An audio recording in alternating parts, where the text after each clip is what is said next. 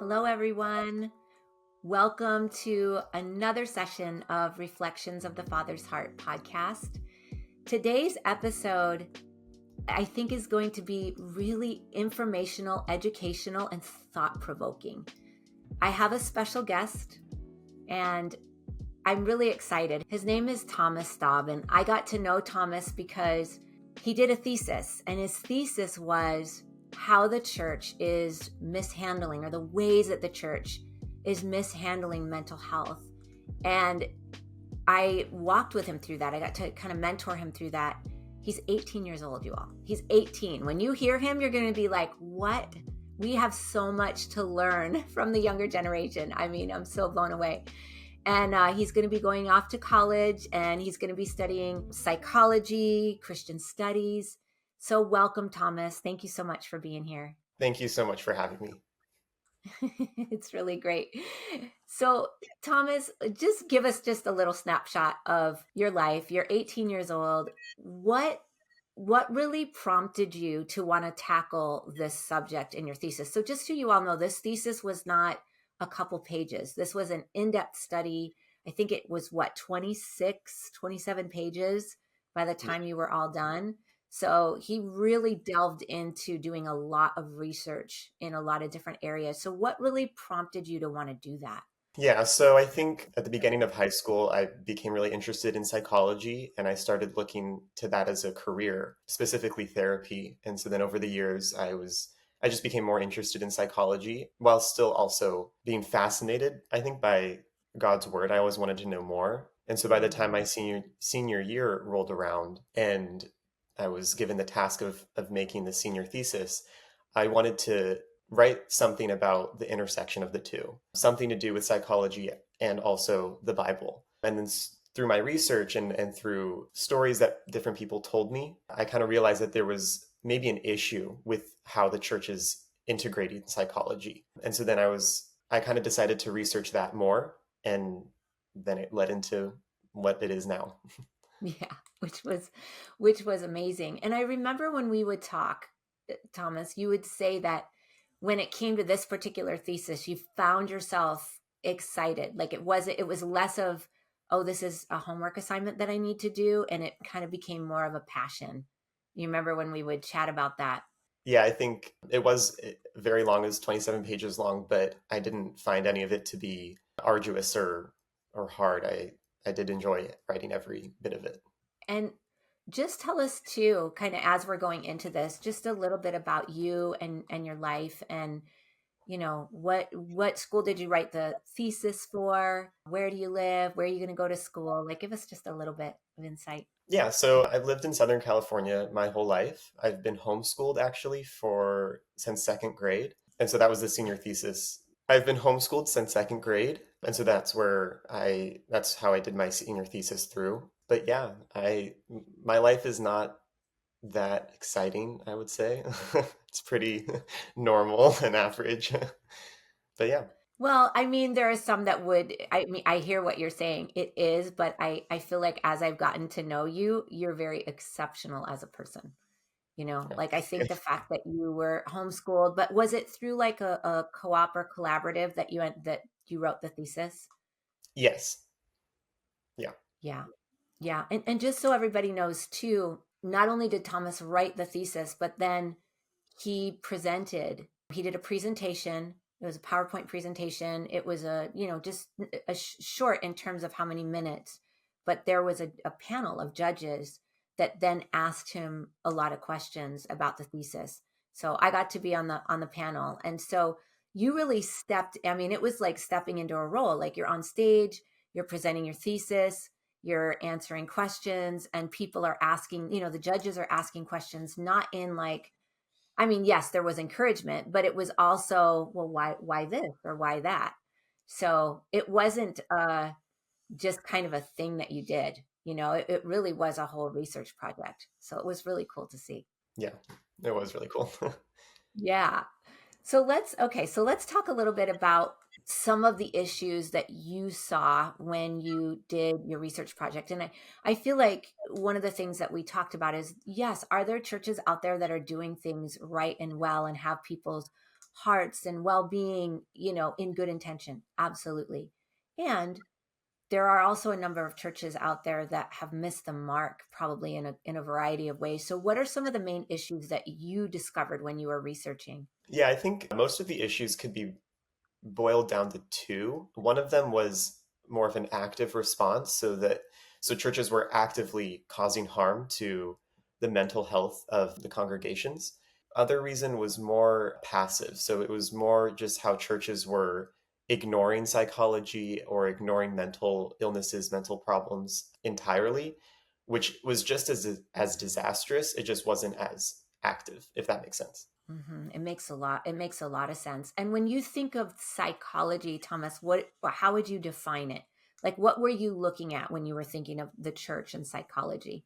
Yeah, so psychology, I defined it pretty much how the internet defines it, Oxford Languages. It was just a science that studies mental processes, mental behaviors, things like that. And so that was kind of the root of how I define psychology, and and that kind of grows into a bigger field as to what we know now. Yeah, absolutely. It can encompass so many things.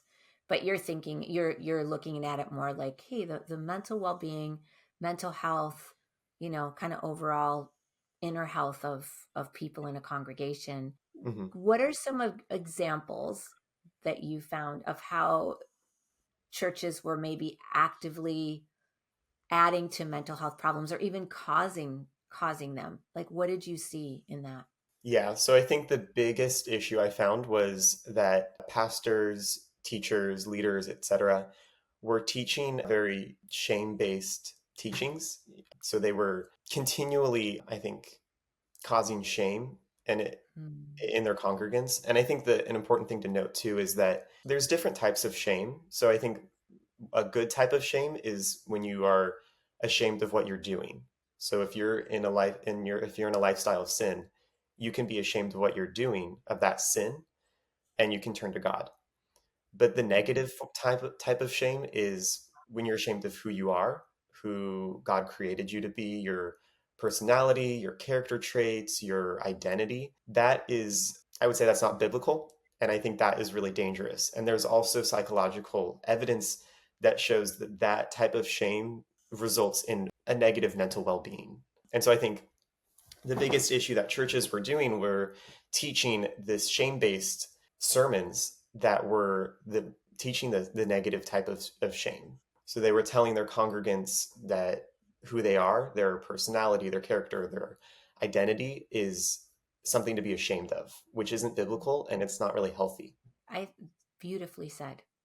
Thank When you. I talk about and I teach on emotions and the role of emotions, one of the things that I talk about is shame or embarrassment, and that healthy shame, right? There is such a thing as a healthy shame. And it isn't when somebody is shaming us. We have a lot of examples of unhealthy shame, but there is that, like, wow, I did something, and I'm living in this way and it's hurting me, right? Or maybe it's hurting others. And so I feel that feeling, but it brings conviction. Like you said, it moves me away maybe from a behavior and closer to God and closer to people. It helps bring me out of something versus unhealthy shame, which I think because shame is such a strong emotion, it's one of the more powerful emotions actually, because it's designed to move us away from something. It's designed to really convict us. It's designed in a health, again, when it's healthy, it's designed to help bring us into a place that is healthier. Like, for example, I've talked with people and maybe there's someone who's struggling and they're really really into pornography and it's eating at their soul, and finally that shame, the healthy side, moves them to go, I don't want to do this anymore. This is really tearing me apart. I want help, right? So that's really good. But the other type of shame, it can be really weaponized because the feeling is so powerful. So can you think of any specific examples of how it was maybe used in an unhealthy way? Yeah, there were a few examples I found. One of them was from popular Christian figure John MacArthur, and this was from one of his sermons that I found. And his sermon was actually on shame. And the whole sermon was about how believers should be ashamed of who they are. But one specific quote I found, he said that salvation comes to those who are ashamed. He goes on to say, it is essential for anybody in this world who wants to enter into the kingdom of God, wants to spend eternity in heaven, to experience a profound, devastating kind of personal shame. Yeah, I don't, it's kind of self-explanatory, but that is almost word for word the negative type of shame. He even says it's a personal, devastating kind of shame. And it's interesting that he connects that to salvation, because shame doesn't have that much to do with salvation, especially that negative type of shame. It's faith that has to do with salvation. It's what grants us salvation. And so I think to hear from a popular figure like him that it's actually shame that saves us was shocking, to say the least. Yeah. Well, yeah, because, to your point, it's not biblical. It's not scriptural. I mean, the scriptures, I had a conversation with someone about this just recently. The reality is that the scriptures say that we are made in the image of God. We are God's image bearers. We bear his image. There's nothing else in creation that is given that label of being an image bearer. So our true nature is, made in the essence of God. And to your point, salvation is the good news, right? We're it's his kindness that leads us to repentance. People that receive salvation, even in the scriptures, they didn't receive it in shame; they received it in joy. They may have been convicted, like, "Oh my goodness, what have we done? What do I do? Oh, I get to receive this, right?" But they received it with joy.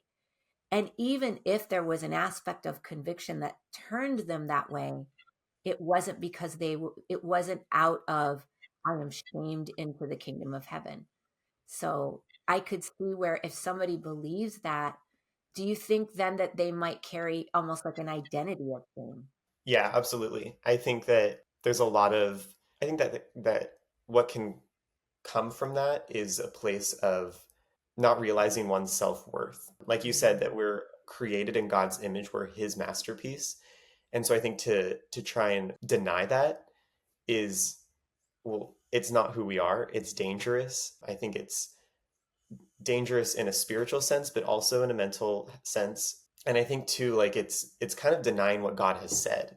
He tells us that we're his prized possessions, right? So then to say that we aren't is almost like a slap to the face in a way, if that makes sense. It makes a lot of sense. I know, I believe it's Chris Folleton from Bethel Church. One of the quotes of his that I've used because I think it's brilliant is he said, that would be, or rather, you don't look at a painting on a wall and say how horrible and ugly the painting is and think that you're glorifying the painter who created the painting.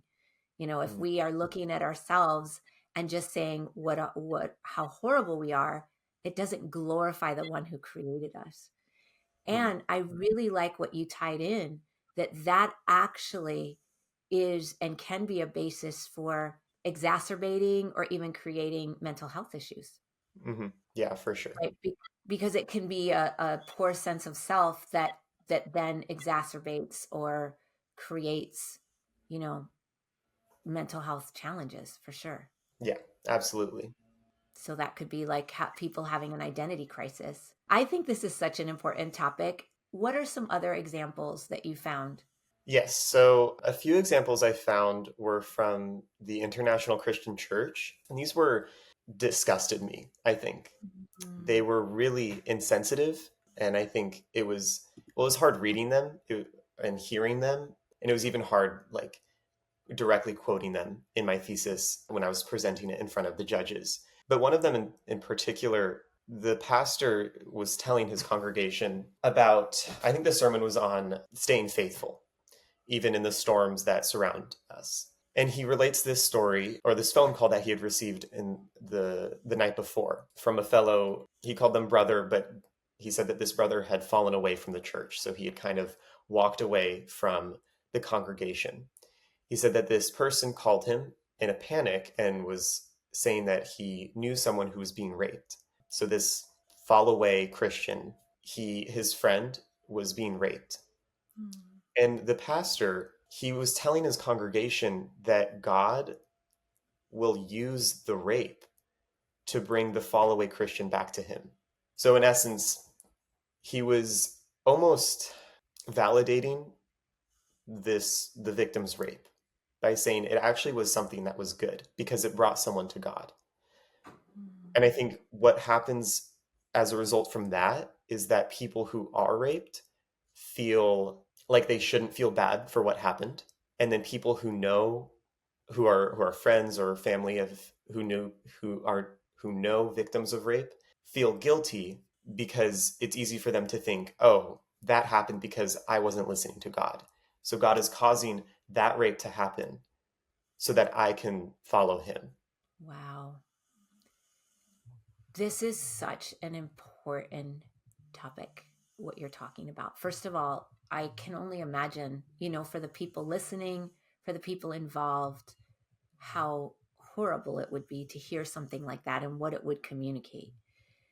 And to your point, I think one of I'm going to just say it's bad theologies that's out there is this idea of sovereignty, right? Like God is sovereign. And they translate that to mean that everything that happens is from God. Like God controls it all, and everything that happens is from God. And so, therefore, it first of all takes away this idea that God is a good father. A good father would never want somebody to be raped or harmed, right? Like it takes that away completely, minimizes everything. But it's the wrong definition of sovereignty. Sovereignty means God is it's in authority. It's he's at the top. Like if you're in a company, you have somebody who's at the top. Like he's at the top in authority.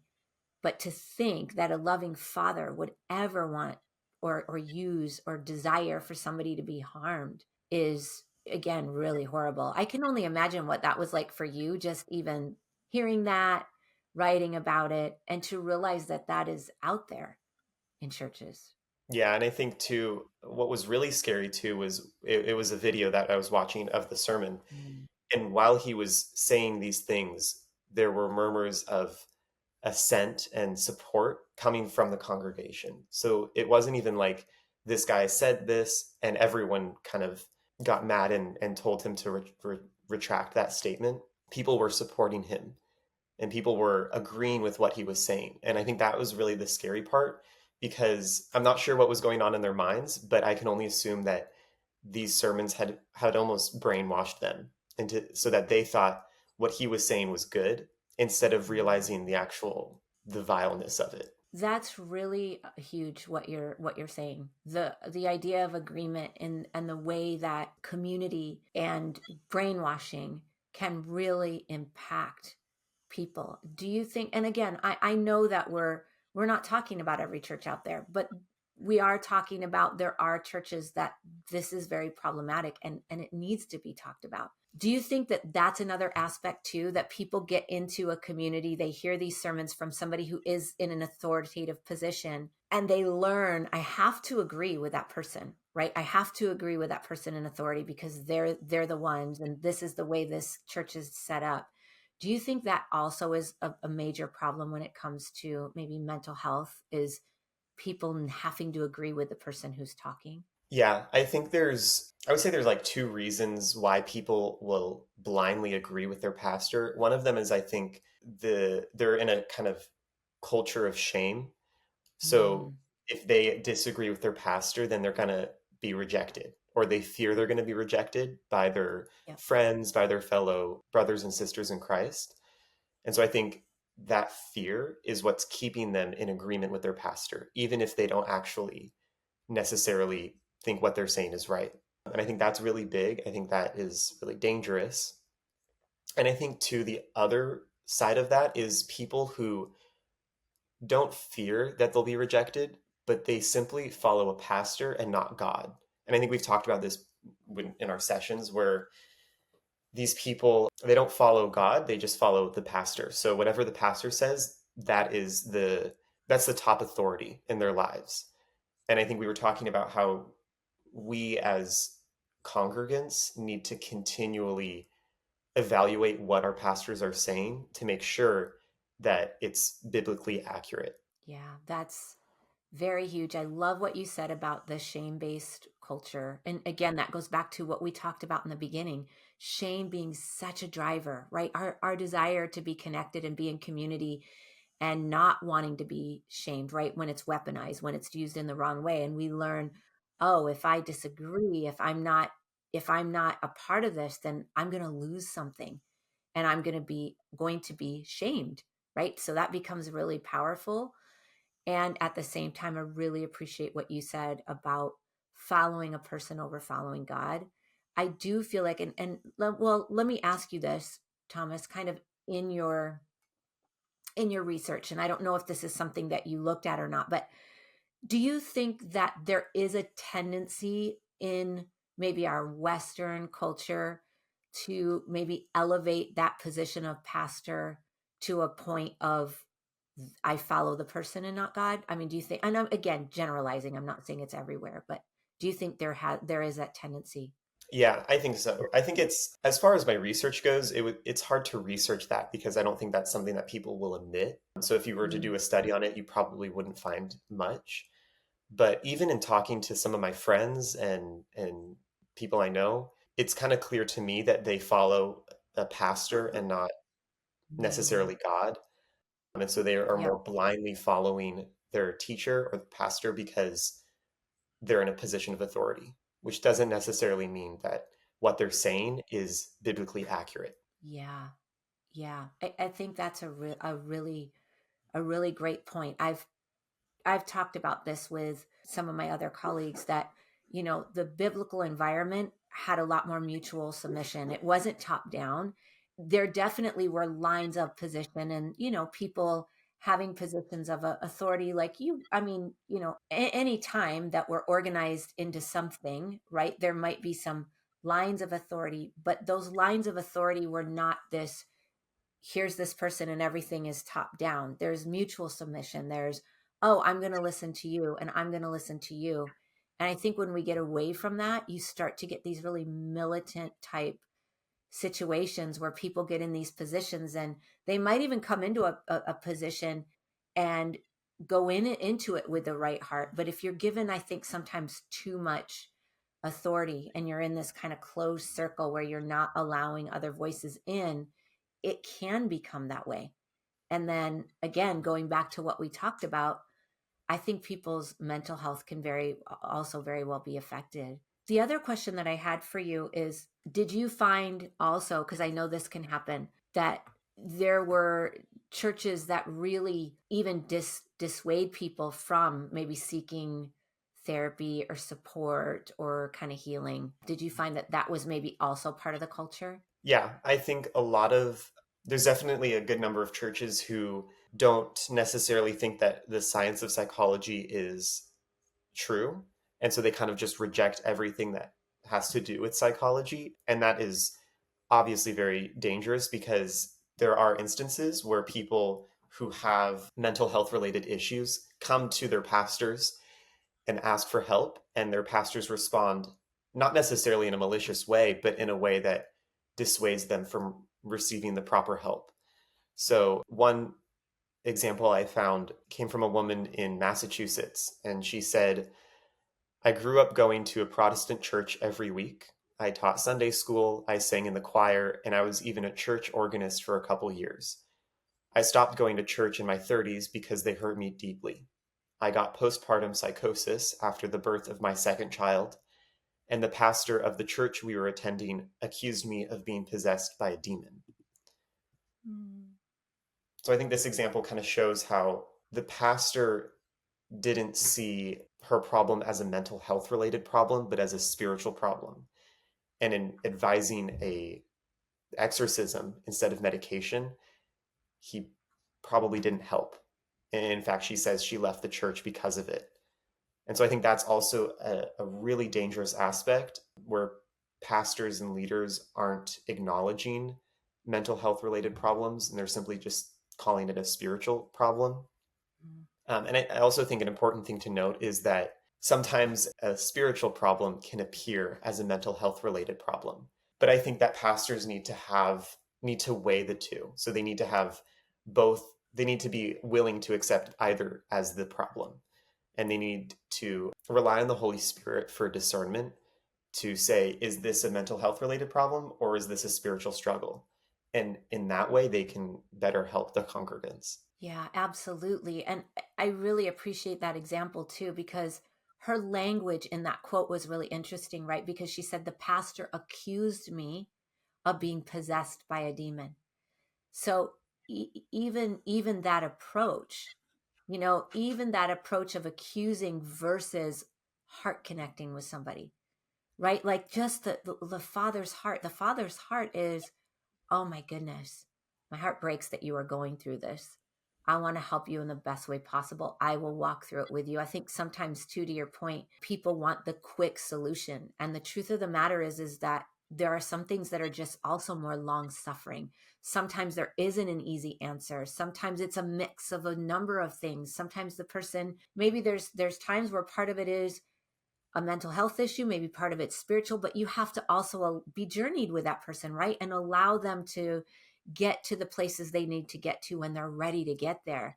And I think sometimes there's a lack of being, journeying with people and walking with people and connecting with their heart and going, instead of it being, oh, look at, you have a problem versus I'm with you in whatever's happening. And I think, that's one of the things that you and I got to talk about too, is there just seems to, at times, to be a lack of that. Mm-hmm. Yeah. Yeah. And I think sometimes then, like for this woman to walk away going, oh my gosh, she had given so much. And then she walks away going, man, I've just been so hurt and I don't want to go anymore. And it can really hurt people's faith.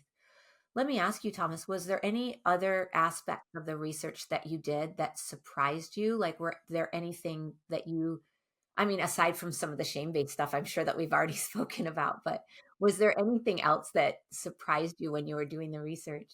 I'm not sure if anything else surprised me, but there were definitely some things that were very interesting and obviously very sad, but very interesting as Mhm. well that I found. But as far as surprising goes, it wasn't that much. Unfortunately, I kind of knew going into research that there was going to be some stuff that wasn't good, some very sad things, some very just unfortunate things that happened. But yeah. No, that makes a lot of sense. So you had already, just by talking to friends and you've probably been in different church environments, even in your lifetime, you've noticed that this can be kind of an issue. The other thing too is, I know we had talked about how sometimes there's situations where there was a quote I think you had of a pastor that basically said that psychology itself was rooted in, what was it, paganism?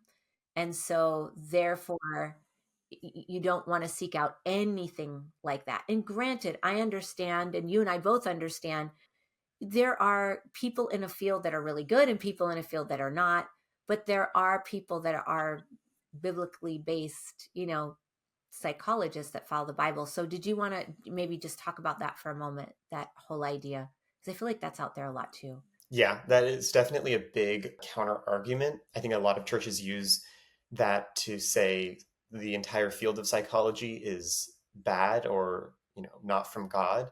And granted, there are, like you said, there's definitely proponents of psychology who are secular, who have said things that aren't biblical, that are kind of crazy. But I think the important thing to note is that while there are proponents of psychology that are secular, the entire field of psychology shouldn't be thrown out as a result. I think the root of psychology is rooted in God. I think a lot of the principles of psychology are biblical principles. And I think we as Christians need to discern whether something from psychology is from Satan or from God, because I think Satan will twist what God has made. And so there's definitely parts of psychology that are, I would say, from Satan and not from God. But it's important to note that it's only parts of psychology and not the entire field. So there's still a lot that we can take from psychology that is still rooted in the Bible, and we can use it to help.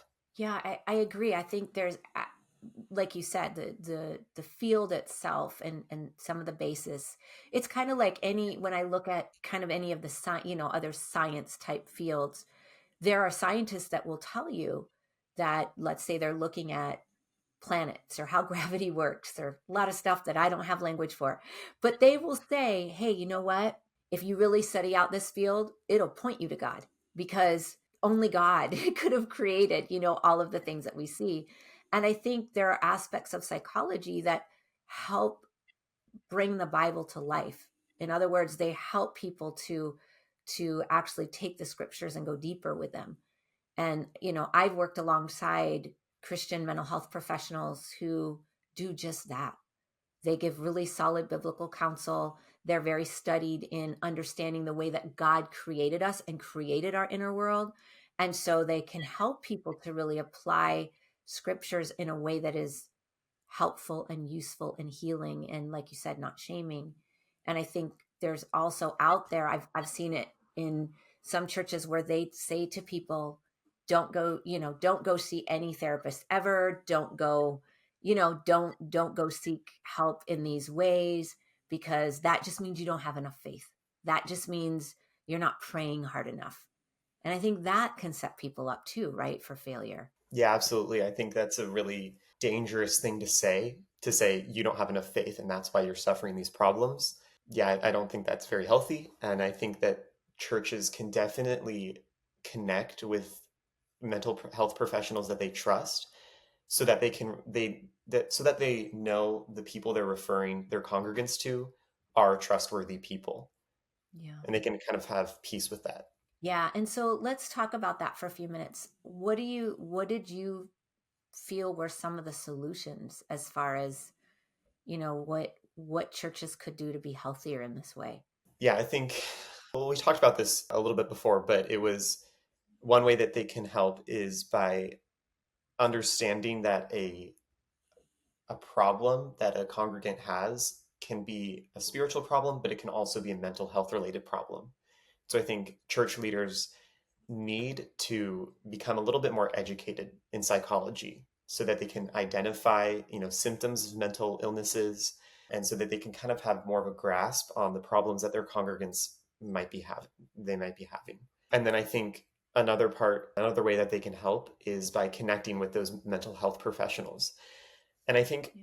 I mean, in an ideal world, I would say that every church should have a mental health professional on staff. I think that's really, really beneficial. I don't think that's very realistic. There's not a lot of mental health professionals out there who are Christian, but that doesn't mean to say that that churches can't connect with those professionals outside of the church. So, there's usually a Christian mental health professional in the area that a church can connect to. And if their congregants come to the pastors for help, the pastors can kind of be the gateway to that mental health professional.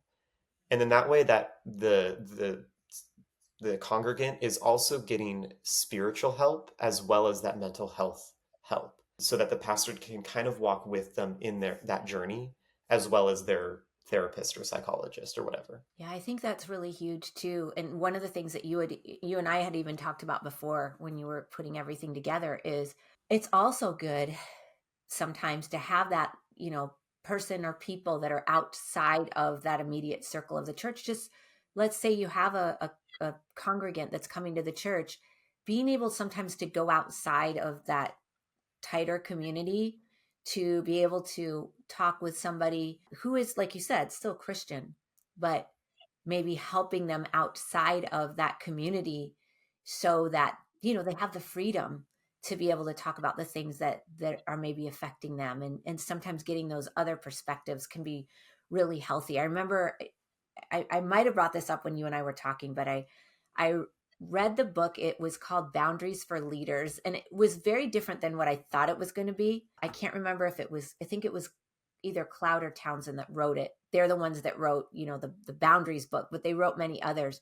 And one of the things that they said that really stood out to me is he said, when you have a company, when you have an organization, if you have a closed circuit, meaning you have the CEO and the CEO only surrounds themselves with people that say yes, people that are either kind of under them, or even if it's somebody who's a little bit on the outside, but is still always going to be for them, like always going to be the yes person.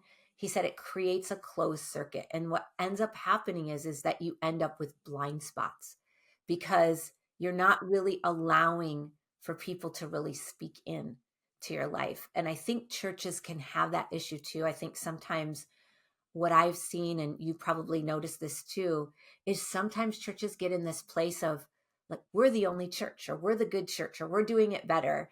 And it starts to create this kind of closed loop versus we're in a kingdom. We can learn from each other. There might be things that we're doing that are great, and there might be areas that we can improve. And I think that kind of dynamic that you're talking about would really help facilitate that. Yeah, I agree with that. I think it's really important to have those sources internally and externally as well, to have that, to have as much help as you can, I think.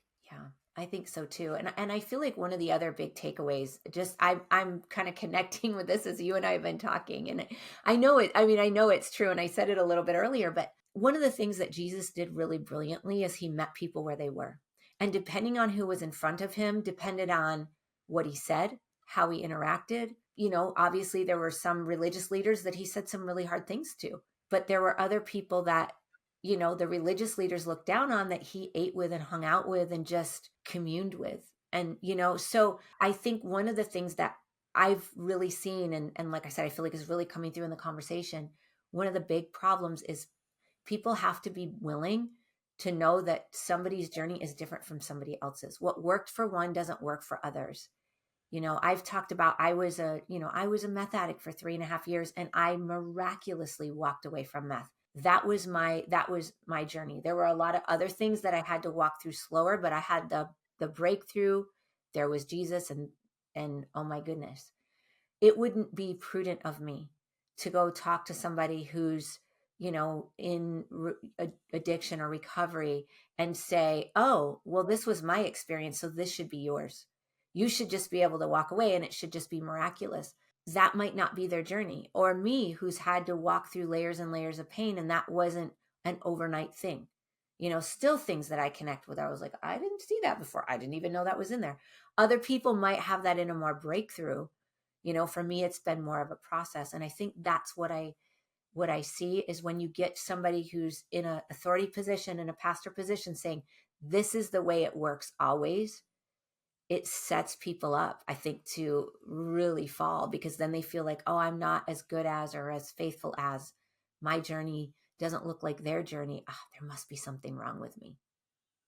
So I think that was huge, Thomas. Yeah, I agree. Well, let me ask you as a final question here. So you're going away to school, you're going to psychology, Christian studies. What do you want to do with that? Like at this point, what are your thoughts? What would you like to do in that field? Yeah, for right now, I think I want to go into therapy. Not totally sure what kind of therapy, but I do want to go into therapy. And I think I would really love to, whatever church I end up going to, I would love to help them and be that mental health professional kind of on staff. I know that I would love to give free sessions to the congregants who might not be able to afford a session with a mental health professional. I do know they can be expensive, but I would love to serve my church in that area as well. And I think that would be, I look forward to doing that, really. Well, I just want to say, and I know it's funny, I know I said it when when you presented your thesis, because I was on the panel, and I'm listening to him, y'all. He's up there, he talks, he answers all these questions so well. And I'm like, oh my gosh, I see you like, writing a book and doing all these things. And he's like, whoa, whoa, whoa, I'm just barely getting to school. But I just want to impart, I really hope that in whatever experience you decide to walk into, that you continue to look for ways, kind of like in your thesis, where you were able to identify a problem and look at solutions. I just want to encourage you, because you're so articulate in all these things at 18 years old. My gosh. I really encourage you that as you go on your path, to look at like what works, what doesn't work, and really consider, how that information can help things more nationally at the very least. So I just want to impart that to you. Thank you so But much. thank you. It's true. It's true. Well, thank you, Thomas. This was great. Your thesis was amazing, and I'm so glad you were on today. I love the huge takeaway too about shame. Weaponized shame causes or exacerbates mental illness. Huge takeaway. So thank you, Thomas. Thank you. Thank you for having me.